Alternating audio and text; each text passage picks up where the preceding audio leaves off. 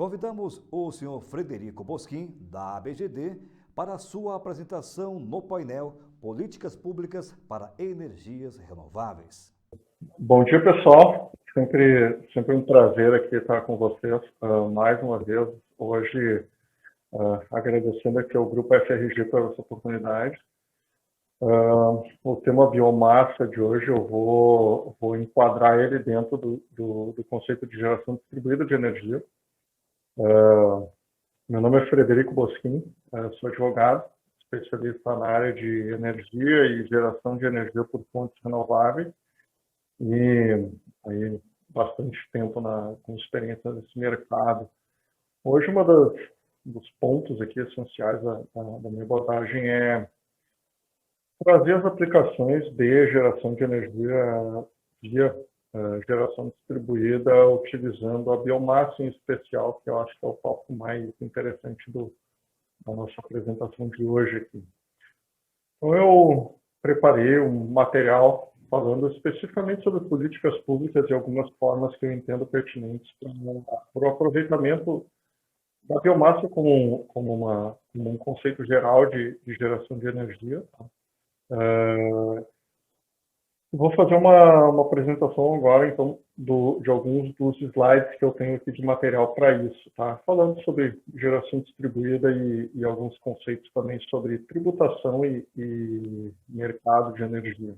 Então, como eu havia falado, políticas públicas para GD, ou geração distribuída com fontes renováveis, vou tratar de alguns aspectos governamentais.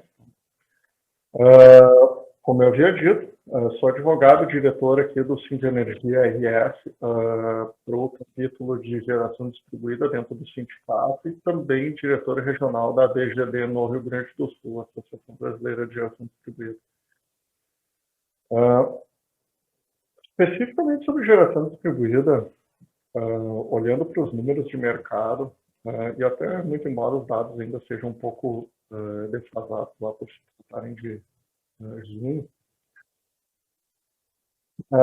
é importante ter claro que geração distribuída sempre é muito focada aqui em energia solar, tá? Então 97% da energia vai ser solar, a nossa biomassa ficaria nas UTEs aqui, que são 2% dessa energia gerada ainda acabaria sendo por biomassa, tá?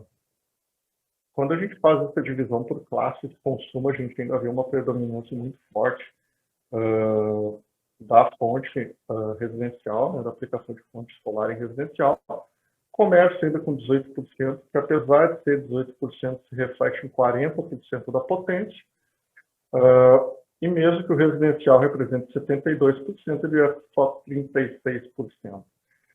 Esses números aqui eles vão dar só uma lógica para nós do que eu coloco sempre no próximo slide, que é especificamente com geração referente a biogás. Esses dados aqui foram compilados pelo meu colega, o professor Heleno, da Universidade Federal da ABC.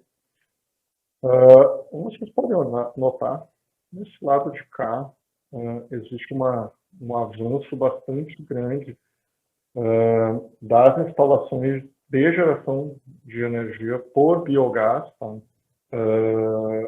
Relacionado à geração distribuída no Brasil. Por que isso tem se tornado alguma coisa um pouco mais acentuada nesses últimos anos, como a gente vê pelos gráficos? A própria lógica de apropriação da energia tem empurrado muita gente para essa solução, seja porque a tarifa de energia aumenta, seja porque a disponibilidade de tecnologia hoje no aproveitamento do biogás ela já é bastante mais barata, acessível e inteligível para os clientes. Então, quando a gente vai fazer uma análise de um projeto para biogás ou biomassa, é bastante claro que a gente vai olhar muito focado aqui no agronegócio, né? Por falar principalmente em rejeitos de resíduos de animais, aqui dejetos suínos especificamente. Paraná e Santa Catarina puxam com muita força esse mercado na medida em que tem uma maior concentração de biogás, mas também por outras particularidades. Principalmente porque se tratam de modelos menores de geração, onde a gente conseguiria, por exemplo, fazer gerações em baixa tensão até 75 kW sem o pagamento da demanda contratada, na medida em que isso traz muita rentabilidade e até dimensiona a geração de acordo com a quantidade de biogás disponível.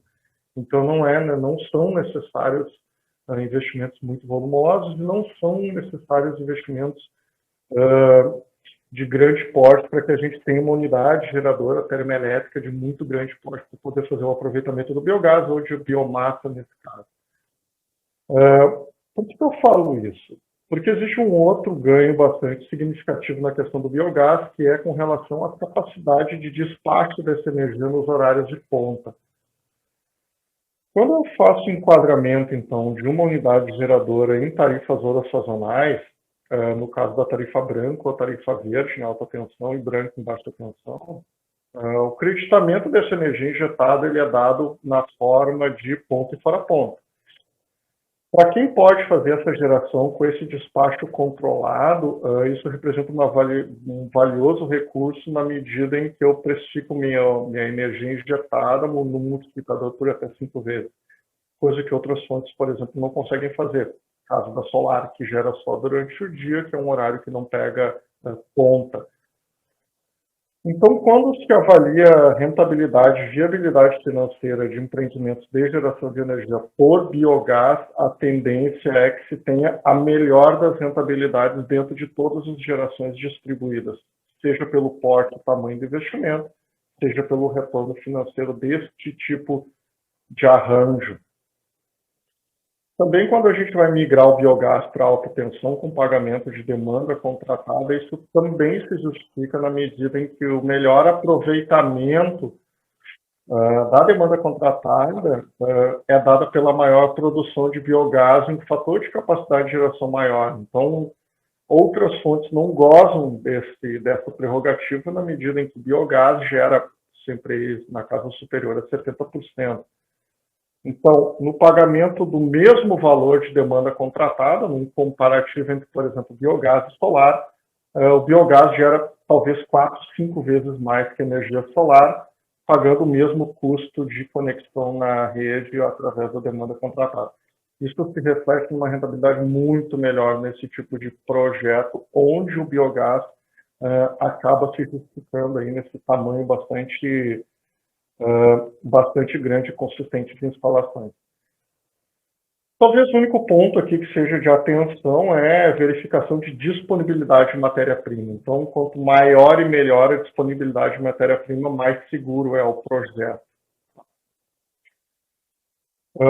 Aqui eu falo especificamente num ponto onde eu vou tangenciar o assunto para a questão da tributação da energia elétrica, justamente para entrar lá no último aspecto, que é quais são os formatos de consumo que podem se encaixar melhor para os arranjos de geração de energia por biomassa.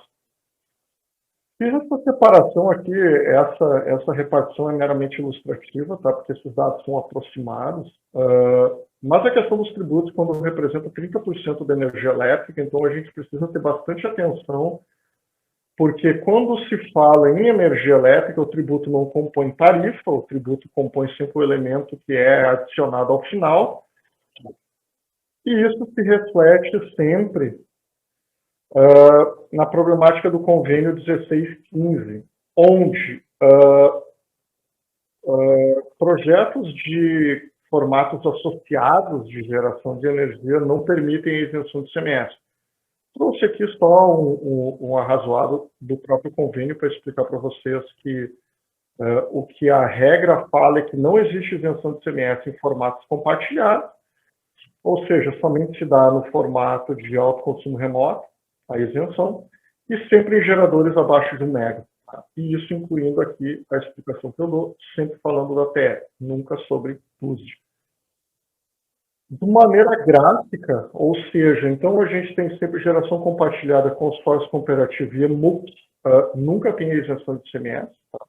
E o alto consumo remoto, então, conta com a isenção de ICMS na TE. Por que eu falo isso? Porque na medida em que gerações por biogás têm capacidade de geração muito maior do que energia solar, por exemplo, ou outra fonte, esses formatos aqui de geração de consórcio e cooperativas, eles comportam O desenvolvimento de projetos com viabilidade, na medida em que biogás ele gera tanto mais energia que a solar, por exemplo, ou que até uma hidráulica, ou que outra fonte que a gente possa utilizar, que ele permite que eu me dê ao luxo de, mesmo pagando ICMS, eu ainda tenho energia sobrando para fazer uma compensação em cooperativa. Isso tem sido visto com bastante força no Paraná e Santa Catarina, seja para CGH, seja para biomassa. Por quê? Possibilidade de geração no horário de ponta, então a gente, apesar de pagar o ICMS, busca uma rentabilidade maior na tarifa de energia. E segundo ponto é na medida em que eu otimizo a minha demanda contratada pela maior geração de energia. Então eu tenho uma eficiência maior na geração para esse modelo de negócio. Quando eu falo isso, eu digo que uma política pública que tem que ser utilizada aqui, que deveria ser a questão da isenção do ICMS, e obviamente é uma questão particular estadual, dos estados ampliarem aqui a sua isenção do ICMS para que isso atingisse, por exemplo, os formatos cooperativos, ou consorciados, ou EMUCs. EMUC até não, porque não vou entrar no mérito aqui, mas não tem uma aplicação prática nesse caso. Isso faria com que nós resolvêssemos duas coisas: o problema ambiental do dejeto suíno ou do reaproveitamento energético da biomassa, resíduo sólido urbano, como também melhora, por claro, a condição do fornecimento de energia na medida em que é a lógica da geração distribuída. Um formato que tem sido muito utilizado no Brasil inteiro, e os dois pioneiros foram o governo do estado do Piauí e o município de Uberlândia. E aqui eu falo especificamente em solar, mas isso pode ser perfeitamente transposto para uma realidade da biomassa. Quando os municípios, ou entes públicos, fazem parcerias público-privadas no sentido de se contratar projetos que façam a oferta para ela de energia originada em projetos de geração distribuída. Como é que isso funciona? Então, basicamente, um ente público que consome energia como qualquer outro, ele pode ir ao mercado, buscar uma parceria público-privada, onde um ente privado faz o investimento no ativo, constrói esse ativo e, de uma certa forma, disponibiliza essa energia através de uma alocação no ativo, por exemplo, para que essa energia seja abatida dentro do consumo de algum órgão público ou de vários órgãos públicos, ou inclusive da iluminação pública, ou, por alguma razão, que essa energia seja disponibilizada dentro de um ecossistema de prédios públicos. Isso pode ser feito, já vem sendo feito, isso depende muito mais de uma questão de vontade política e de estruturação bem organizada de um veículo desse. Os exemplos aqui eu acho que o mais prático a ser analisado é o do governo do estado de Piauí, que contratou 8 usinas. O resultado dessa PPP foi divulgado semana passada, então foram lá seus 150 milhões de investimentos que foram atraídos para o estado do Piauí na medida em que investidores construíram usinas para ele. Eu trago então aqui como uma solução para o endereçamento, por exemplo, da questão do resíduo sólido urbano ou, eventualmente, até cidades do interior que contam com um adensamento de chiqueiro ou criação de porco bastante grande. Porque a resolução do problema do esterco ou desse rejeito suíno, na medida em que ele gera energia, ele permite uma não só expansão da capacidade dos chiqueiros através da solução do problema ambiental, como também gera uma receita e traz tecnologia, emprego e, de uma certa forma, até uma segurança energética, porque se trata de uma boa energia essa, para a rede como um todo e para a cidade como um todo. De uma certa forma, isso pode ser puxado por algum município do interior que tenha interesse em resolver o seu problema e dar um apoio aí mais claro para o seu suinocultor.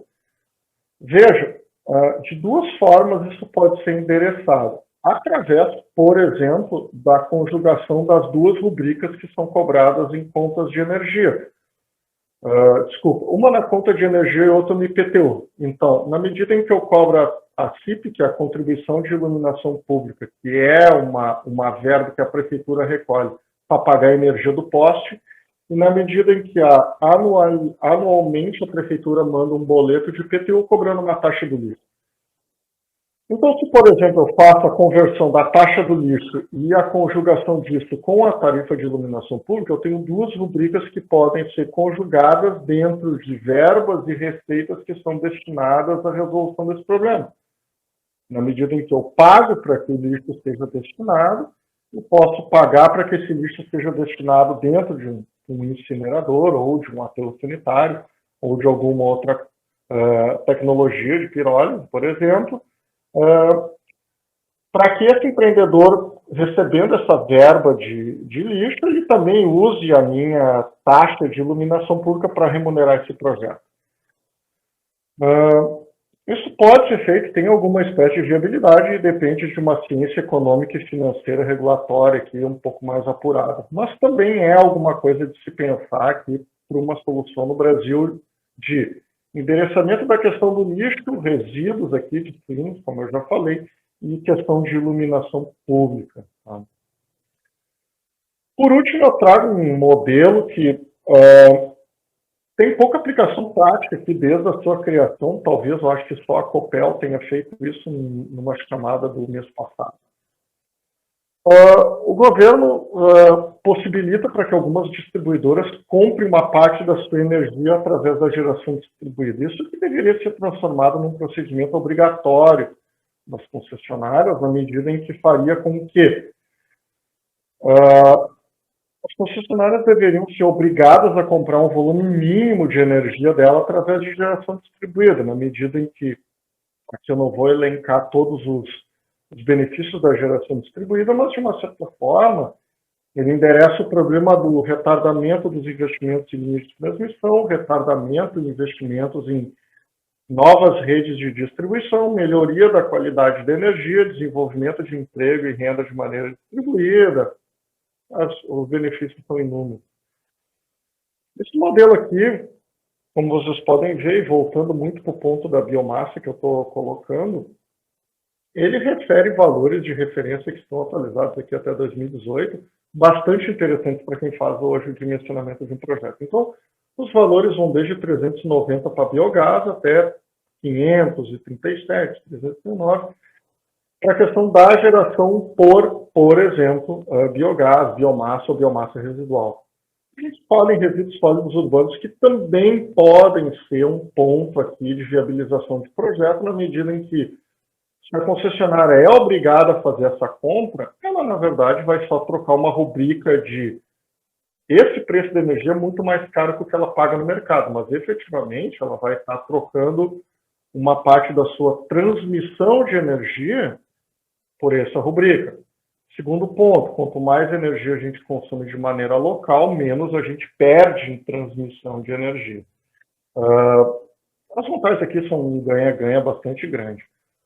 O último ponto que é colocado é justamente sobre isso, de que nós deveríamos, então, focar um pouco mais nesse modelo, e aqui a política pública vem muito da vontade de se fazer isso funcionar. Espero ter contribuído de alguma forma com algumas ideias e agradeço a todos a participação. É sempre um prazer trazer aqui alguma informação útil para o meu público aqui. Obrigado, gente, e um abraço a todos. Agradecemos ao senhor Frederico Bosquim, da ABGD, por sua apresentação.